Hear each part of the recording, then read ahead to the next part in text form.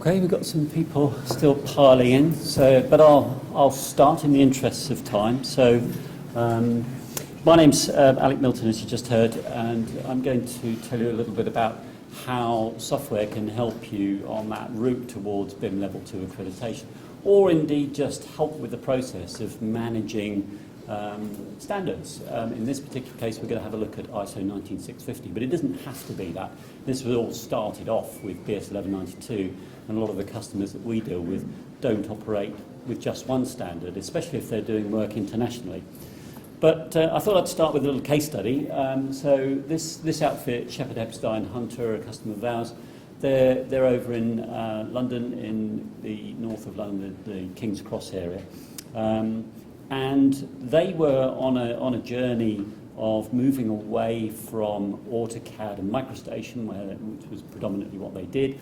They'd started to use Revit and realised that a lot of their processes, and I can see, you're reading the text there, so I won't bother reading it, but a lot of their processes were manual. They were just doing things manually, whether it was creating file names or whether it was filing stuff in the right place, or indeed the process of just producing the output, largely because the systems are manual in themselves. So they came to us to see what we could do, and we both helped them with that and towards the BIM Level 2 accreditation at the same time, which is now opening up new business areas for them. Some of the projects that they're keen on, government-based, where it's mandated that you must work to BIM Level 2. So having done that, Bin, who's one of the associate directors there, is just really delighted with what's happened. So he's talking about the problems that they had previously are no longer leaving their business. They're not getting that embarrassment, or more importantly, the risk associated with getting things wrong. But also, things aren't going wrong inside the business because the processes are there to ensure that people are doing the right things, and that, more importantly, it's easy to do the right thing. Because if you make it easy for people, they will do the right thing. So that's where they're going. And the really nice thing about this is that not only is that good, but it's saving them money. So his little calculation there, they're reckoning on just 10 people, they're saving almost a person, 240 man days. So I thought I'd then show you some of the tools. How did they actually do this? So I've got a few slides with bits of video, and I will talk through what's going on here. So we're starting here with the process of creating sheets in Revit. The examples I'm going to give are based on Revit, but the tool that they're using works both with Revit and with AutoCAD. The product's called Excitec Docs. So in this situation, they're trying to create a sheet, and one of the processes of creating a sheet is to populate it with the information in the title block. And if you're working to the ISO standard, you've got to get onto that title block certain bits of information: zone, level, role, and so on. So let's have a look at how you go about. Oh, I clicked through there. Let's go back up one and just click in here. So what you can see here is the volume being assigned, and you've got a pick list. So that there might be multiple volumes, but on that project it's been honed down to only those available for that project. The levels, there's not 99 levels in this building, so only present the user with the number of levels that are appropriate. And you'll notice also that the ISO codes, those 2-digit codes that people are supposed to know, have human readable text next to them to just make it easy. Then when that sheet is created, it's created from a template. That template may be specific to the project, so that they can't get it wrong and select the wrong template. They'll get the one that's applicable to that project. And then the data gets populated. So you'll see as we zoom into the title block, it's built up the drawing number, so it's got job number 933, the originator is Excitec, the zone is multiple zones, that's the ZZ, it's on the first floor, the 01, DR, it's a 2D drawing, and it's incremented the numbering, so it's picked the next number in the series of 004. But what you can also see on there, or would see if it hadn't stopped there, is it's assigned the suitability code and the revision. So P01.01, as the ISO 19650 standard dictates, and the suitability code is defined as well. Now we're going to see in the next little snippet of video the process of publishing sheets. I haven't got one that actually shows going through, this is publishing to WIP. If you are publishing into shared or to published, what will happen is the suitability code will need to be changed. So you'd be saying, I'm going out with partial approval, so it's suitability code B, and you'll, if it's going out to construction, for instance, the revision will no longer be a P revision, it's going to be a C revision and so on. And you'll want that version stripped off. And these things are a swine, they can really catch you out. Especially if somebody says, well, we've got 100 drawings that have got to go out the door. Please make sure you assign the suitability code. That's got to appear on every drawing. Change the revision, strip off the version, and so on, and put a watermark on there. We can automate all of it, and people can't get it wrong. They just say, I want to go to this suitability code. The system will do it all.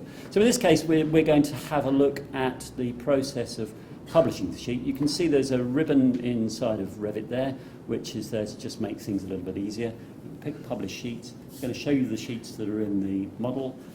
Gives you the various formats you might want to go out to. You can see that the sheet at the bottom is in WIP, so the only suitability code that's offered is S0.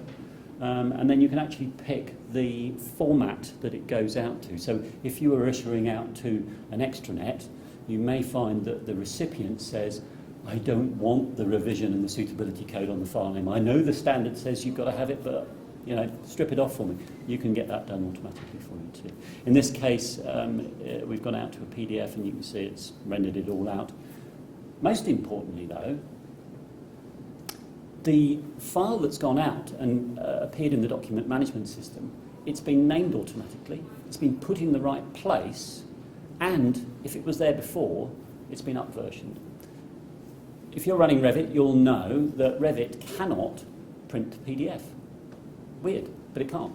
You have to install a third-party print driver, and that print driver will remember where you printed to last, what things were called, and so on. It's too easy to just hit print and you found you've overwritten your work, or it's gone to the wrong project, and so on. So having a system for Shepherd Epstein, which meant that they could not get it wrong. It would go in the right place, right name, stacked version, all automatically, made a huge difference to them. So the next thing we'll have a look at, and again this was a big issue, I've got some things. If you come to the Cognigen stand, so we're the first one as you turn right into the thing, we've got some leaflets there, and one of them is this, which is the full case study on Shepherd Epstein, and you'll read in there about their woes with transmittals. You'll know, I used to work for an architect, and it all gets really horrible on a Friday afternoon. Everybody else wants to go home, and you're told, we've got to produce this issue, and don't forget, you've got to do this, this, and this. And it's hundreds of drawings, and you're there late into the evening, or even into the weekend. So that's just really the problem of creating the output. The next thing is you've got to find the latest versions of all those files, note what the revisions are, and then put them into a transmittal sheet. It's a lot of work. So we'll look here in this short video at, we've got a drawing that we've selected, but before we do that, we're going to select a previous transmittal, this one, and we'll say we'd like to reissue it. So the system will find what were all the documents that were in that issue and get them ready and find the latest versions. Next thing we're going to do is say, well, actually we'd like to add this particular drawing, and we'd like to add it to that transmittal that we created previously. It happened to have 3 renditions of itself, so all 3 are going in. There's a DWG, DWF, and PDF of those. The previous transmittal excluded this lady down the bottom, Felicity, and we've decided we'd like to include her in this transmittal this time, and she previously received the drawings as 3 paper sheets. But now she's decided she's going to have it by extranet, so fine, we change that. And we're building the transmittal. The transmittal could go out to PDF, Excel, Word, or even an image format. We're going to see it in PDF. So it's building that transmittal, but it's also creating some zips. If it's very large, you can get it to create spanning zips, so that if the recipient's email system can only accept small chunks, that's done for you automatically. You can see here the transmittal is a historical one. We can see all of the previous transmittals. We can see that Felicity has moved from three paper prints through to the receiving by extranet, and if it scrolled up, you'll see it in the next one actually, that the new drawing has been added at the bottom. So creating that transmittal is now very simple for them, and again, they cannot get it wrong. And they can do that all in a few minutes, not hours. So we'll look now at the extranet upload, because their next big beef was that they'd create all this stuff, and they were working at the time with ASITE. And on ASITE, they needed to upload the documents, but also ASITE was demanding the metadata. So they'd have to, one by one, upload each file and then type in the metadata for each of those. So that was very time-consuming as well. What we've got here, we can upload automatically and the metadata in where the sites are after the metadata to ASITE, Autodesk BIM 360 Docs, Viewpoint for projects, Google Drive and Dropbox, and we'll be adding more and more as we go along. So let's have a look at how that will. I've done it again, haven't I? Let me go back up again. I'll pick on here. So what we should see here in a second, is that playing? Yeah, is that we've selected the transmittal, and on the right-hand side we've got an upload button. Now, it knows straight away that transmittal was to do with a certain project, and it knows how that project has been configured. What extranet does it work with? It knows the username and password. I've got two places that I've identified, a shared folder and a published folder. I've configured those previously. The extranet may have multiples, and I've also filtered it down to say that I only want the PDFs. And you can see the upload is starting to run. The other files that are in there are previous uploads. So I've got a full history of all the previous uploads to BIM 360. And if I pick on the one that I've got there, I get a hyperlink straight through to BIM 360, so I can see it on BIM 360 or indeed any of the other extranets. And that view is also provided against the project. So if I clicked on the project, I can see an extranet tab. It will show me every single upload that I've done before, the full history, so I don't need to think about, well, when did we do this, and have a look at my emails. It's just there. And I can click through and see the documents on BIM 360, or indeed any of the others. So Shepherd Epstein Hunter also found that there were some other little quick wins that they got, because whilst there were certain things they needed, and we were addressing those, they also benefited from some email management. Now, what you can see, I'll stand in front of this. What you can see here is an email that has come in. Behind the scenes, an email's been selected here, and you can see a bar behind it. So this is the email filing tool. And what it's done is it's looked at the message, and it's looked at the content of the message. And based on the user's previous behaviour, it's saying, well, I reckon you're going to file it to Spangle Court. And these bars show the confidence. I'm pretty confident you're going to file that to Spangle Court. So rather than you have to hunt through and say, well, I'm going to file it somewhere, all you've got to do is use it. If I want to file this email, you'd either double click on there or single click there. The email will be filed into the system. I can set it up so that it is deleted from my inbox. And it just makes life easy. So we'll see in the video actually sending one out, because you, not surprisingly, can not only cope with filing incoming messages, but also outgoing ones. So we're typing a reply, and at the point that you hit send, the system will kick in and say, oh, I reckon this is for that. It's looked at that message, tried to work out where it should go, requisite Spangle Court. You can see it did that very quickly. You hit to file it, and it will send the file. Here are the messages within the document management system. You can see it over there, and we're now showing how you can find something. So here we're typing Helen and extranet, saying what messages have you got that contain those keywords. You can see the keyword highlighting, and then there's a preview on the right-hand side which will show you the keywords highlighted there. The system works whether you're online or offline, so you can be sat on an aeroplane, sending emails, reading emails and finding them, it feels like you're connected to the mothership and everything is working. You know, they're disappearing, they're doing all the things that you see there. But actually, it's just storing that intent up. And when you next dock your laptop into the office, it'll go and do that finally for you. The important thing being that your emails are now with the project. Your colleagues can find them, your inbox is being emptied, the IT gurus and department will be very pleased because you're reducing the burden on the Exchange server or email server that you've got. So they were very pleased to obviously have that addition.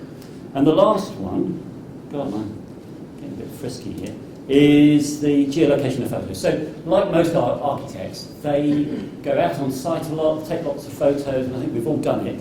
You get back to base, and it's a pig to then get them off the phone, and where are you going to put them, and how are you going to name them, and the camera on the phone is naming them a certain way, and you know, it might be the same names appearing twice, and it's all not very, very helpful. So, there's an app that you can install both on the mobile, both on Android and iOS. And if you are forward-thinking enough, you can go into the app, pick the project, and start taking photos. And what will happen is those photos will automatically get named to the project standard.